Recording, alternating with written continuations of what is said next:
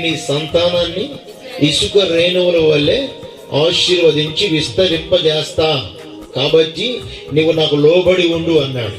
లోబడి ఉండి దేవుని నామాన్ని బట్టి ముందుకు సాగినటువంటి అబ్రహాము ఏమైపోయాడు? దేవుని దృష్టిలో విశ్వాసులకి తండ్రిగా మార్చబడ్డాడు. విశ్వాసులకు తండ్రిగా మార్చబడమే కాదు, తన సంతతిలో నుంచి వచ్చినటువంటి వాళ్ళ వంశావళులు కూడా అబ్రహాము తర్వాత ఎవరు వచ్చారు? ఇస్సాకు ప్రతి నిత్యము దేవుని వాక్యాన్ని ధ్యానించేవాడేనంట.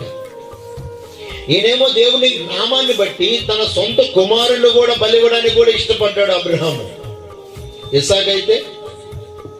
ఇస్సాకు పండుకున్న లేచిన 26వ అధ్యాయంలో కనిపిస్తుంది. ఆది కాండంలో ధ్యానించే ఇస్సాకు ఎవరైనా